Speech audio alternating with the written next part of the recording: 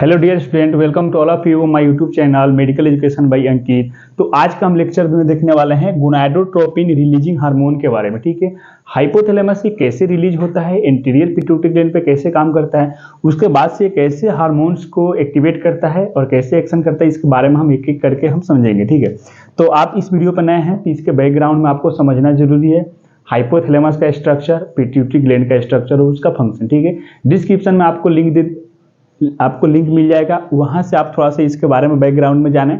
लेकिन हम आपको अगर शॉर्टकट में इंट्रोडक्शन बताएं तो जीएनआरएच जो हार्मोन है वो हाइपोथैलेमस से सीक्रेट होता है। ठीक है, किससे सीक्रेट होता है? हाइपोथैलेमस से। हाइपोथैलेमस से सीक्रेट होता है और यह किस पे काम करता है? एंटीरियर पिट्यूटरी ग्लैंड पे। ठीक है, जो मेरा फर्स्ट सेकंड का जो लेक्चर है क्राइन सिस्टम का, उसमें मैंने इसके बारे में डिटेल में बताया हुआ। ठीक है, तो आपको हम यहाँ पे शॉर्टकट में समझाएं तो जो भी हार्मोन होगा जीएनआरएच, अपने बॉडी में दो तरह के हाइपोथैलेमस से जो हार्मोन सीक्रेट होगा, एक रहेगा रिलीजिंग हार्मोन्स, ठीक है, और एक रहेगा इनहिबिटरी हार्मोन। ठीक है, जो भी रिलीजिंग हार्मोन्स होंगे वो क्या करेंगे, एक आगे चल के वो दूसरे ग्लैंड्स को एक्टिवेट करेंगे और वहां से हार्मोन्स को रिलीजिंग कराने में वहां से हेल्प करेंगे। कैसे करेंगे समझते हैं पहले। यहाँ पे फॉर एग्जांपल कीजिए कि जीएनआरएच है, ठीक है, गोनाडोट्रोपिन रिलीजिंग हार्मोन है, यह हाइपोथैलेमस से सीक्रेट होगा। ठीक है, और हाइपोथैलेमस को क्या बोलते हैं हम? मास्टर ऑफ मास्टर ग्लैंड बोलते हैं। ठीक है, पिट्यूटरी ग्लैंड को बोलते हैं मास्टर ग्लैंड। मास्टर ग्लैंड को भी ये कंट्रोल कर रहा है हाइपोथैलेमस, इसलिए इसको कहते हैं मास्टर ऑफ मास्टर ग्लैंड। ठीक है, तो ये जो जीएनआरएच जो हार्मोन है वो हाइपोथैलेमस से सीक्रेट होकर किस पे काम करेगा? एंटीरियर पिट्यूटरी ग्लैंड पे काम करेगा। ठीक है, और यहाँ पे काम करेगा तो यहाँ पे लिखे हैं आर, मतलब कि रिलीजिंग हार्मोन्स। रिलीजिंग हार्मोन्स मतलब कि रिलीज कराएगा, आगे चल के स्टिमुलेट करेगा, वो अपना फर्दर वो आगे चल के काम करेगा। ठीक है, तो उसको हम समझते हैं। सबसे पहले हम समझते हैं कि फीमेल में क्या काम करेगा, फिर समझेंगे कि मेल में क्या काम करेगा। ठीक है, in female reproductive gland is ovary. ठीक है, यह क्या करेगा? रिप्रोडक्टिव ग्लैंड पे काम करेगा। कैसे काम करेगा? Reproductive gland and cell of the ovary secrete two hormones. ठीक है ना, जो ओवरी में जो हार्मोन्स है, जो ओवरी के जो सेल है उस पे जाके काम करेगा और वहां से दो तरह के सेल काम करेगा। पहले आपको बताया कि हाइपोथैलेमस क्या है? मास्टर ऑफ मास्टर ग्लैंड है, और ये जो एंटीरियर पिट्यूटरी ग्लैंड है ये इसको बोलते हैं मास्टर ग्लैंड। तो जीएनआरएच जो है वो किस पे काम, यहाँ से सीक्रेट हुआ हाइपोथैलेमस से, काम किस पे किया? एंटीरियर पिट्यूटरी ग्लैंड्स पे। ठीक है, रिलीजिंग का काम किया, और एंटीरियर पिट्यूटरी ग्लैंड्स पे यहाँ पे एक्टिवेट करके वो क्या करेगा, किस पे काम करेगा? ये ओवरी के सेल पे काम करेगा। और वहां पे ओवरी के सेल पे काम करेगा तो कौन सा हार्मोन सीक्रेट होंगे उसको समझिए। सबसे पहला हार्मोन है एफएसएच। ठीक है, फॉलिकल स्टिमुलेटिंग हार्मोन। यहाँ पे क्या नाम लिखे हैं? फॉलिकल्स। ठीक है, और स्टिमुलेटिंग, जो एफएसएच जो हार्मोन है वो फॉलिकल्स को क्या करेगा? स्टिमुलेट करेगा और उसको मैच्योर करेगा। ठीक है, it is responsible for maturation of Graafian follicles. ठीक है, अब एक बार थोड़ा सा स्ट्रक्चर याद करिए। जो ओवरी का स्ट्रक्चर होता है ना, तो वहां पे जो एग का फॉर्मेशन होता है, ठीक है, जिसको बोलते हैं हम ओवम। ठीक है, तो ओवम में उसमें क्या करता है कि उसको मेच्योर करने के जो ग्राफियन फॉलिकल्स है जिसके अंदर वो मेच्योर होता है, उसको क्या करेगा? ये एफएसएच मेच्योरेशन करेगा। ठीक है, दूसरा है कि मेच्योर करेगा, पहला है कि उसको स्टिमुलेट करेगा। पहला क्या है? स्टिमुलेट करेगा, और दूसरे में क्या करेगा? उसको मैच्योर करेगा। ठीक है, यह एफएसएच का फंक्शन हो गया। ठीक है, उसके बाद से समझते हैं एलएच, ल्यूटिनाइजिंग हार्मोन। ठीक है, ल्यूटिनाइजिंग हार्मोन क्या करेगा? It responsible for rupturing of Graafian follicles and induction of ovulation. समझते हैं, यहाँ पे पहला जो है एफएसएच वो क्या किया? स्टिमुलेट किया, स्टिमुलेट करने के बाद से उसको क्या किया कि मैच्योर किया। ठीक है, फॉर एग्जांपल की जैसे मान लीजिए कि 5 डेज का मेंस्ट्रुएशन साइकिल है। ठीक है, तो जो 5वें दिन के बाद से जो ब्लीडिंग जो स्टॉप हो जाएगी ना, तो उस टाइम पे क्या होगा कि एग का फिर फॉर्मेशन बनने लगेगा। ठीक है, एग का वहां पे क्या होगा कि मैच्योरेशन होने लगेगा। तो वो मैच्योरेशन करने में और यहाँ पे ग्राफियन फॉलिकल्स के स्टिमुलेट करने में और मैच्योरेशन करने में किसका काम है? एफएसएच का काम है। ठीक है, और फॉर एग्जांपल कि 14 डेज पे क्या उसको पीरियड आने वाला है। ठीक है ना, तो 14 डेज को अगर पीरियड आने वाला है तो 13 डेज के नाइट में या 12 घंटा पहले या तो 12 से 16 घंटा पहले उसको हम मान लेते हैं, उस पे काम करेगा एलएच हार्मोन, ठीक है। एलएच हार्मोन बोले तो ल्यूटिनाइजिंग हार्मोन, उसको क्या करेगा, जो यहाँ पे मेच्योर हुआ है ग्राफियन फॉलिकल्स उसको क्या करेगा, रप्चर कर देगा। रप्चर करना मतलब कि टूट जाना, ठीक है। और ग्राफियन फॉलिकल्स को रप्चर कर देगा, टूट जाएगा, और वहां से क्या निकलेगा, ओवम निकलेगा, ठीक है। और ओवम 14 डेज पे निकलेगा तो वहां पे ओवुलेशन होगा, ठीक है, जिसको बोलेंगे ओवुलेशन प्रोसेस को, ठीक है। तो यहाँ पे दूसरी बात है ये इंडक्शन ऑफ ओवुलेशन, ठीक है।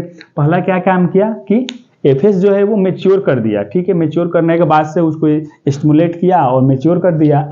और एलएच बोले तो उसको क्या, ओवुलेशन करवाया। मतलब आपको एलएच को याद रखना है, तो कभी भी जब भी ओवुलेशन होता है, ठीक है, मान लीजिए 14 डेज पे होता है, तो 13 डेज के नाइट में क्या होगा, या 12 से 16 घंटे के पहले क्या होगा कि एलएच वहाँ पे एक्टिव होगा, और एक्टिव होने के बाद से क्या होगा कि ओवुलेशन होगा। ये जितने भी सारी प्रोसेस हो रही है ये किसके कंट्रोल में हो रही है, जीएनआरएच के कंट्रोल में हो रही है। और सीक्रेट कैसे हो रहा है, हाइपोथैलेमस से हो रहा है एंटीरियर पिट्यूटरी ग्लैंड पे, और एंटीरियर पिट्यूटरी ग्लैंड पे काम जाके किस पे कर रहा है, फीमेल के ओवरी पे काम कर रहा है, ठीक है। तो यह जो है फीमेल में क्या काम हुआ इसको समझे, फिर समझते हैं कि मेल में इसका क्या फंक्शन है, एफएसएच को और एलएच का।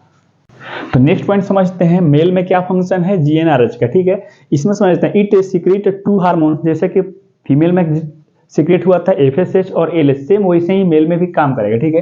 तो यहाँ पे हम समझते हैं एफएसएच जो है वो क्या काम करेगा, FSH it responsible for sperm production, ठीक है। स्पर्म प्रोडक्शन को क्या बोलते हैं, स्पर्मेटोजेनेसिस, ठीक है।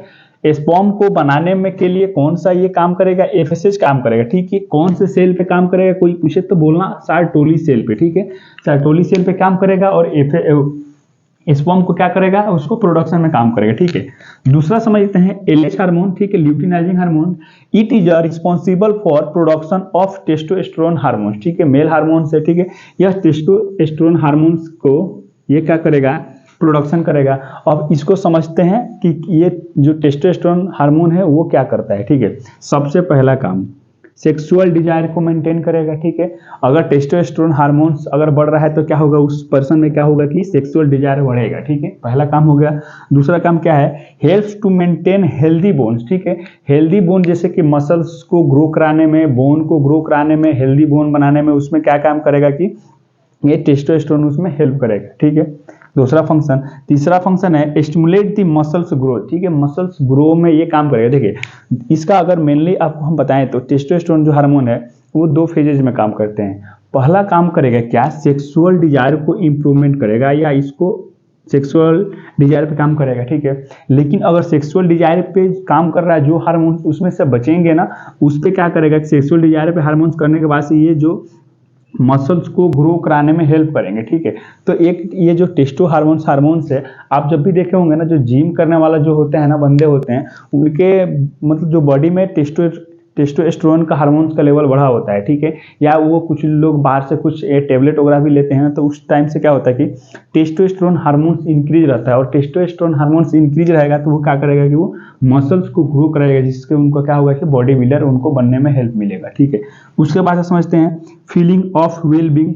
अगर सेक्सुअल डिजायर अगर आ रहा है तो उसको क्या होगा कि फीलिंग ऑफ वेल बीइंग, सब कुछ उसको अच्छा लगेगा, वेल बीइंग उसको लगेगा, ठीक है। उसके बाद से फैट के मेटाबॉलिज्म में भी काम करेगा। तो ये इसका मेनली शॉर्टकट में मैंने बताया।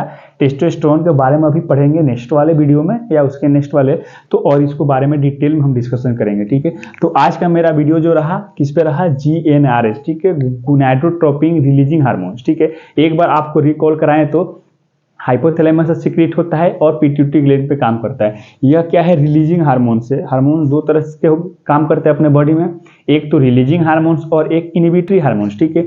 यह रिलीजिंग हार्मोन्स है, हाइपोथैलेमस से सीक्रेट हुआ, जिसको हम बोलते हैं मास्टर ऑफ मास्टर ग्लैंड, ठीक है। और हाइपोथैलेमस से सीक्रेट होने के बाद से किस पे काम किया था, पिट्यूटरी ग्लैंड पे काम किया था, एंटेरियर पिट्यूटरी ग्लैंड पे काम किया था, ठीक है। और वहां से काम करने के बाद से फीमेल की अगर बात करें तो ओवरी पे काम किया था, और मेल की बात करें तो टेस्टिस पे काम करेगा, और स्पर्म को बनाने में, और यहाँ पे टेस्टोस्टेरोन के प्रोडक्शन में और इसके सिंथेसिस में हेल्प करेगा, ठीक है। तो ये इसका ओवरव्यू है। वीडियो अच्छा लगा हो तो लाइक और शेयर, या कुछ भी डाउट्स लगा हो तो कमेंट्स आप जरूर करें, और इसको आप एक बार जरूर स्क्रीनशॉट लेके इसको समझने की कोशिश करें। तो फिर मिलते हैं नेक्स्ट वीडियो में, दूसरा वीडियो लेकर आएंगे आपके लिए। तो आज के लिए बस इतना ही, धन्यवाद।